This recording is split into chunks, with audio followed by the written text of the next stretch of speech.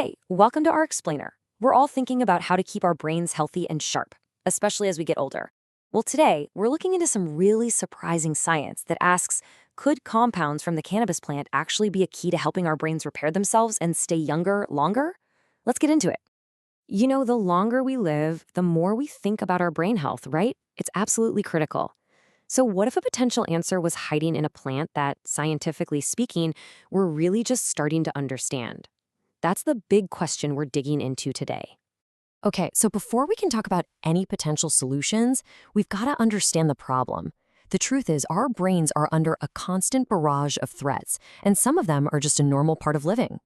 So what kind of threats are we talking about?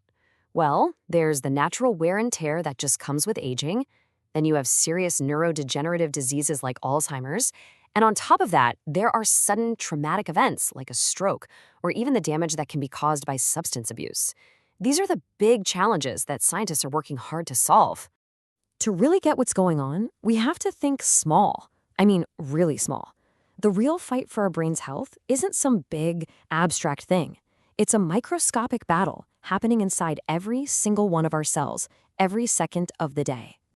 All right, here's a key term you need to know: ferroptosis. It sounds super complicated, I know, but you can basically think of it as a self-destruct button for our cells. When a cell gets too stressed out, this sequence gets triggered and the cell dies off. And it turns out this process is a major player in both aging and brain disease. And this right here is the front line of that battle. At the very center of it are the mitochondria, or cellular power plants. Look on the left. A healthy mitochondrion is just cranking out energy. But on the right, you can see what happens when it's under stress. Energy production just tanks, calcium levels get all out of whack, and oxidative stress goes through the roof. This whole breakdown is a huge trigger for that self-destruct sequence we just talked about. And it's not just that. There's another problem. See, our brain has its own internal repair crew, stem cells. But just like everything else in our bodies, these stem cells get older. They become less efficient, which means our brain's natural ability to patch itself up just fades over time. Okay, so that's the bad news. Our cellular power plants are failing and our repair crew is getting old.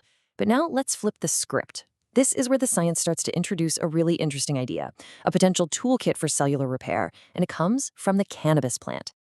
And here they are, the members of this potential repair crew: cannabinoids. You've probably heard of them, but the research we're looking at points to three key players in particular: CBN, CBD, and THC.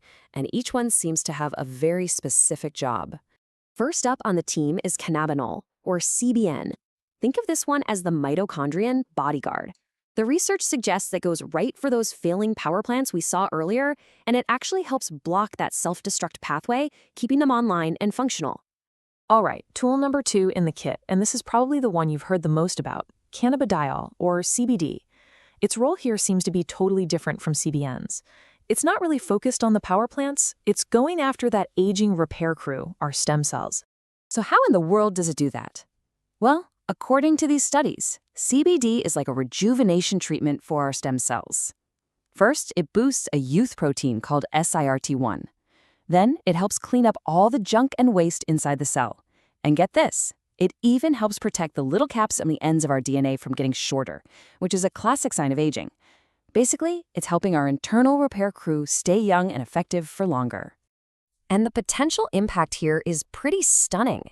In studies looking at strokes, CBD's protective qualities have been shown to reduce the brain damage that follows by as much as 30%.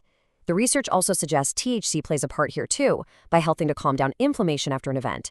It's like CBD provides the shield and THC comes in to manage the chaos afterward. A real 1-2 punch for recovery. So let's do a quick roll call of this toolkit just to lock it in. You've got CBN, the mitochondrial protector. Then you have CBD, the stem cell rejuvenator. And finally, THC, the manager of post-event inflammation. See? Each one has its own specialized job. And remember that other threat we mentioned? Damage from substance abuse? Well, this toolkit appears to apply there too. The sources suggest these compounds might help protect the brain by calming down certain enzymes and improving neuroplasticity, which is just a fancy way of saying it helps the brain stay flexible and form new connections. But wait, there's more. The story doesn't actually end with just those big 3 cannabinoids. The cannabis plant is incredibly complex, and scientists are finding a bunch of other compounds that might be playing a supporting role in all this. Yeah, this plant is like a walking pharmacy. You've also got things like spermidine alkaloids, which might also protect brain cells. Then there are hydroxycinnamic acids that act as antioxidants. And there are even these unique flavonoids called canaflavin A and B that are powerful anti-inflammatories. The main takeaway here is just how much is packed into this one plant. So when you step back and you put all of these pieces together, what are we really looking at? Well, it seems to be pointing toward a whole new and really complex frontier in the science of brain health and longevity. This really isn't about one single magic bullet. The real potential seems to be in this multi-pronged approach.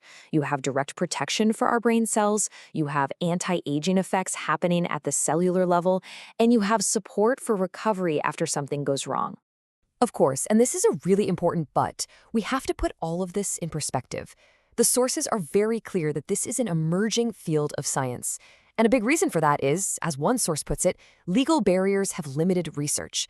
This has really slowed down the kind of large-scale human trials you'd need to confirm all of this. Which just leaves you with this final, fascinating question. If we're just now scratching the surface of what these compounds might do for the brain, what other secrets could this incredibly complex plant be holding for our health? The research is ongoing, and you can bet it's a frontier we're going to be watching very, very closely.